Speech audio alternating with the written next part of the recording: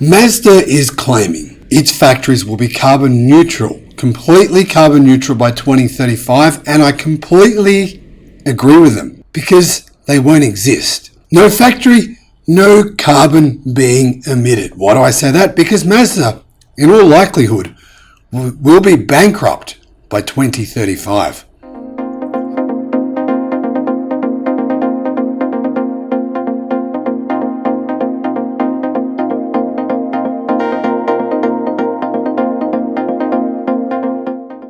Hello my friends, welcome to the channel. I'm the Electric Viking, great to see you. I'm coming to you here from Indonesia. Welcome to all the new subscribers and welcome back everyone else.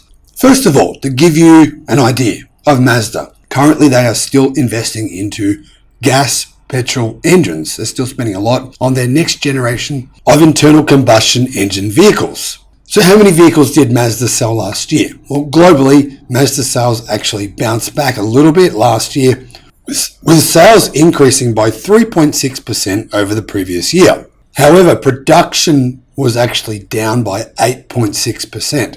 So Mazda actually delivered 1,287,000 cars last year, about 300,000 more vehicles than Tesla. However, Mazda delivered a tiny minuscule less than 2% of those were actually EVs. The USA is by far Mazda's most important market, and it accounted for 332,000 of their vehicle deliveries. In second place was Europe with 190,000 deliveries. In third place was China with 183,000 deliveries. And in fourth place was Japan with 157,000. Mazda's most popular models, the CX-5, 381,000 deliveries, Mazda 3, 234,000 deliveries, and the CX-30, 222,000 deliveries. All of those are internal combustion, gas-powered vehicles. All of those, Mazda doesn't have any planned electric vehicle options to replace them with, which is what people want, obviously. Getting back to my point before, Mazda announced plans to make all of its factories around the world carbon neutral by 2035 as part of its larger goal of making its supply chain carbon neutral completely by 2050. Now, despite its commitment to carbon neutrality, the automaker currently only sells one compliance level EV. Plans to continue to sell combustion engine vehicles into 2040 and beyond. That said, in 2017, Mazda said they would only sell EVs and hybrids by 2030. And this began with Mazda's first model, the MX-30, which has been met with pretty negative reviews. It's got a range of only 100 miles and it's not really all that cheap. I did a comparison test of the MX-30 versus 20 other EVs. It came last in terms of value for money, performance, range, everything else. Now, since Mazda released that car, they have yet to deliver any other electric vehicle models. And they're clearly not building even that EV at any scale at all. People really want a Mazda Miata or MX-5 electric sports car.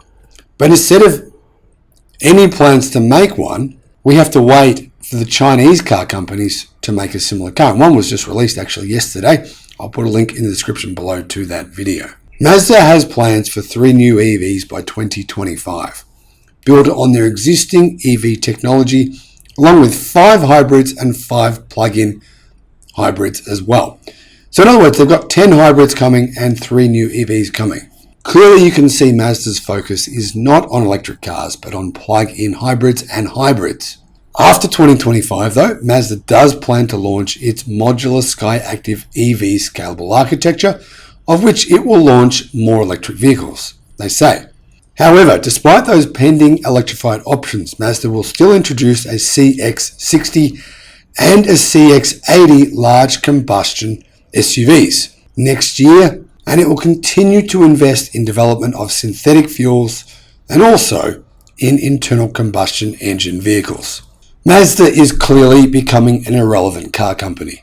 Why? Because they have no real plans for electrification in the future, which is similar to every other Japanese automaker, unfortunately. Mazda has committed to making approximately 20% of their vehicles fully electrified by 2030.